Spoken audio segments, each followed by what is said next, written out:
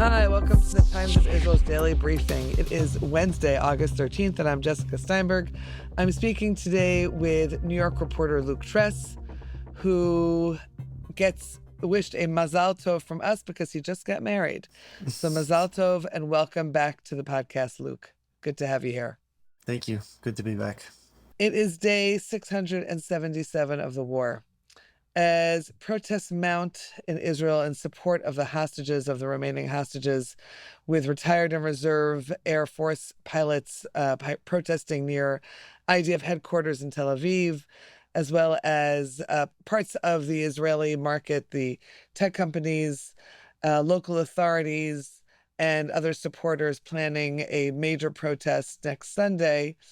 Israel may send negotiators back to Doha for talks on freeing all the hostages and ending the war. Those are the headlines that we're seeing late Tuesday night.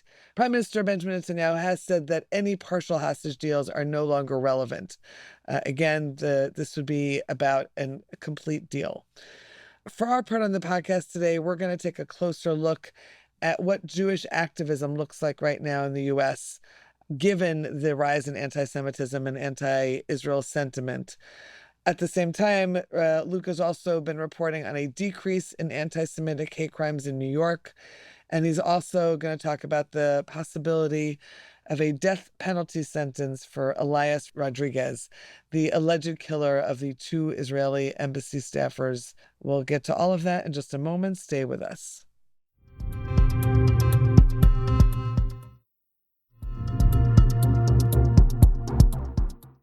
Okay, so Luke, on one hand, our next subject, not the subject we're going to discuss right now, will be discussing your report on a decrease in anti-Semitic hate crimes in New York in recent months. But overall in the U.S., it appears to be surging alongside Israel's reputation, which is declining. And you reported in a pretty long feature and analysis on this that there's a big difference of opinion about how to handle that among some smaller, newer Jewish organizations, as opposed to the legacy Jewish organizations that have been around for a long time. So take us through that a little bit. What made you take a look at this right now? I imagine that a surge in these smaller, newer Jewish organizations. And what is the difference in what they're saying? Yeah, so there's this growing sense of frustration I've been hearing about regarding how the mainstream Jewish groups are handling the situation now. There's really a feeling that the pro-Israel Jewish community has lost the narrative battle about Israel. Anti-Semitism's up. So blame gets directed in different places. People are angry at universities, government, and elsewhere. But of course, one place people blame is our own community institutions, who, like the activists I talk to, think they're not evolving or adapting. They're kind of static and stuck in their own ways. So I spoke to three new Jewish groups who are calling for an overhaul in different ways in how the Jewish community does advocacy and other activities. One of these groups, it's called The Tune Now. It's run by a woman called Tova Hellerstein in Texas. She has a background in consulting and communications. She put out her group put out this really big report earlier this year. Her argument is basically that in Jewish community messaging, we're in an echo chamber where Jewish community spokespeople, when they should be talking to the general public, they're talking as if they're talking to other Jewish people. They're using jargon that Jewish people know, but the general public doesn't know. They're kind of scolding people for anti-Semitism, which makes them feel defensive. And so for her report, she put together focus groups of non-Jewish people, and they were almost totally ignorant about the Israeli-Palestinian conflict.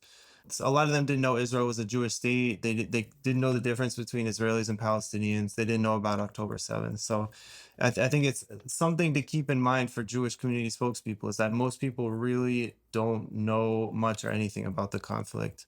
Before you get on to the other organizations, Luke, I'm curious. For instance, Attune, the run by the woman in Texas, funding, where does it come from for organizations like these? Most of them, they're privately funded. They're soliciting donations. Yeah, they each have their different funding. they're kind of in opposition to the legacy groups, but they're also working with them in different ways and how to get funding. Okay, so there's a tune in Texas. Who else did you speak to? So another group, it's called the Coalition for a Safer Web. It's run by Mark Ginsburg, who's a former federal official and U.S. ambassador to Morocco. His position is that the Jewish community groups are basically disorganized and inefficient. We have all these groups putting out surveys of anti-Semitism, and his argument is that we don't need multiple surveys about how bad anti-Semitism is. That effort and resources could be put somewhere else if people were all coordinating together. So he's calling for more unification. He wants to put together a national summit for all the different Jewish groups, and he wants to find someone in the private sector to kind of work as a leader for all the groups, and not someone from the Jewish world, like someone he suggested like someone from the U.S. military who's retired or something like this. Interesting. Yeah, so that's his approach. And then the third person I talked to, his name is Daniel Rosen. He's a businessman in New York. And he started an app, it's called Emissary, that coordinates online pro-Israel activism. So it's another way to get out of the Jewish community echo chamber, because like online also our algorithms show us stuff that we agree with. And so like we're talking to other Jewish people a lot online too.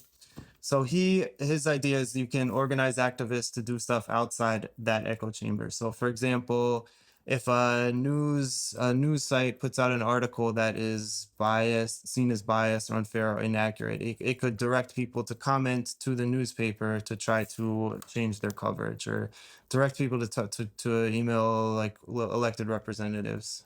So dealing with the issues that are presenting themselves as we speak. Yeah. Yeah. So each kind of a different approach, kind of challenging the legacy organizations to go in a different direction. Now, I know that you can't necessarily speak to which legacy organizations feel challenged. Can you give an example of any legacy organization that was willing to speak about how they've been handling things and how they might need to change? Yeah. So, I mean, there's some awareness that things need to change. So, like, I talked to the ADL. They referred me to a speech that Jonathan Greenblatt gave earlier this year at an annual summit. The Anti-Defamation League, just Yeah. reminding our listeners. Yeah. Yeah, so the Anti-Defamation League referred me to some statements that Jonathan Greenblatt, the CEO, has made, and he's acknowledged they need to make a new approach. Like he mentioned, they're using more data to better track anti-Semitism, using more legal means, which is another thing a lot of Jewish groups are doing, is taking to the courts to combat anti-Semitism, and they started a Jewish exchange traded fund, which is stock market index to combat BDS. So there is an awareness in these legacy groups they need to change, and they are taking some measures to do so. Okay. Let's flip back to the start of this topic. You also been reporting today on a decrease in anti-Semitic hate crimes in New York, and that seems surprising to me. I'm wondering if you, who've been tracking it and following it for so many months, if you were expecting that, and why? Why would it be decreasing now, all of a sudden? Yeah, so this was a surprise to me also. So last month, there were only 14 anti-Semitic hate crimes reported to police in New York, which was the lowest level in more than 2 years, since before October 7th. There's been this big surge since then, and it's been going down. The last 3 months has been a big decrease from the same period last year.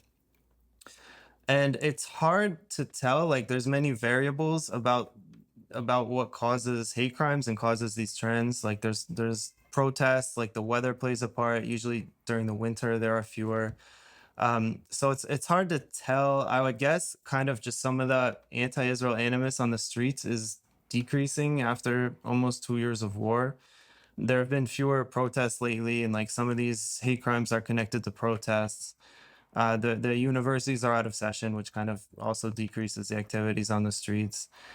Some of the worst actors have been arrested and put in jail. Like some of these hate crimes are there's like the worst attacks. There's been a few instances where it's kind of like a serial offender who will do a few attacks on Jews. So some of the worst actors have been offended. So there's a lot of variables. So it's hard to tell exactly why, but it's like cautiously, it seems like good news. But these numbers fluctuate a lot, so they could still go back up again. So it's really too early to celebrate. And also, like even though the levels are down a lot from where they were, Jews are still targeted in hate crimes more than any other group in New York City by far, even on a good month. So yeah, even if the numbers are down, it's still a pretty bad level of anti-Semitism. Right. And, going back to where we started with these smaller Jewish activist groups, they're not going to count on lower numbers right now in New York as a reason for backing off what they've been working on, I imagine. Yeah, I mean, just also this week, as the numbers are down in New York, we had a FBI national report about anti-Semitism in 2024 nationally, and it was a record high last year. Jews were targeted in 70% of religious hate crimes, even though we're 2% of the population. So, yeah, nationally, the situation is still pretty dire. Right, extreme numbers. Okay, let's take a break. When we're back, we'll turn to the Washington District Attorney and the possible death penalty sentence for the alleged killer of the two Israeli embassy staffers. So stay with us.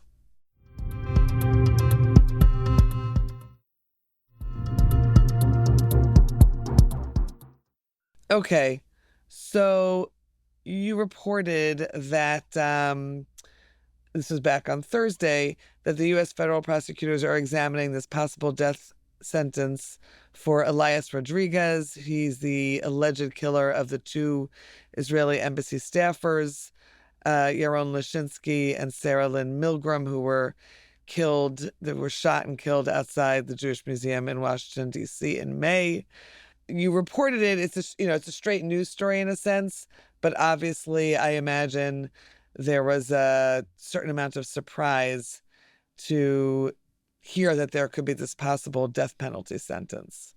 Yeah, I hadn't thought about it before this. So I mean, last week they charged him with federal hate crimes, which made him eligible for the death penalty. So we've had like so much anti-Semitic crimes, but there haven't been murders in a long time. So there was a kind of a spate of murders around the Tree of Life shooting, and none of those received the death penalty. So I wasn't really thinking about it in this case. So they said now he's eligible for the death penalty. They're taking it seriously. They're talking about it. This is the Washington District Attorney Jeanine Pirro announced this. She's a new Trump appointee, and it sounds like they're very seriously examining whether to put this guy to death for this. He's been charged with nine counts. Prosecutors allege he targeted the two victims because they were Israeli. So if you target someone for nationality or religion, it's a hate crime. So like it seems like an open and shut case. Like he targeted them because they're Israeli or Israeli connected. But if it's politically motivated, it's not a hate crime. So if they argue that this was politics or something, it could, not be he could not get convicted as a hate crime, even though he stayed on the scene after he did it and said, I shot them for Palestine. So, just to clarify, if it is considered a hate crime, then he could get the death penalty. But if it's a political crime, then he would not. Is that what you're saying? If it's a politically motivated crime, it's not a hate crime. So I think the death. And only if it's a hate crime could they possibly bring. Yeah, if it's a federal hate crime, he's eligible for the death penalty. They didn't discuss whether it's politically motivated if they could charge him for a hate crime, but they said if it's a federal hate crime, he's eligible. So yeah, it could still go other way. And the final decision on the death penalty is up to the attorney general. And I'm curious what Jewish groups will think about this. Like whether Jewish groups will support a like I haven't seen anybody or heard anybody talking about it yet, but it's like it will be interesting if Jewish groups support putting this guy to death for this or not. Yeah, I wondered if you had heard any reactions yet from anyone, from any kind of group at this point. I think people are noticeably quiet about it so far. Yeah, I've yeah, and kind of I don't know, waiting to judge because it's a politically explosive thing whether to put someone to death or not. And there's also like if the Trump like this is a new Trump appointee, Janine Pirro, who's talking about this. It's up to the Attorney General. So yeah, there's going to be a lot of politics and I think raw feelings mixed up in this. And she has said she's in touch with the families. I don't know what their position is yet. So yeah, so it will be interesting and something to watch where this goes.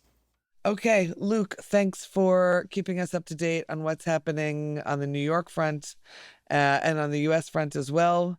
It's been good to have you on the Daily Briefing. Thank you. And thanks to you for listening to the Times Visual's Daily Briefing. Stay tuned for tomorrow's installment.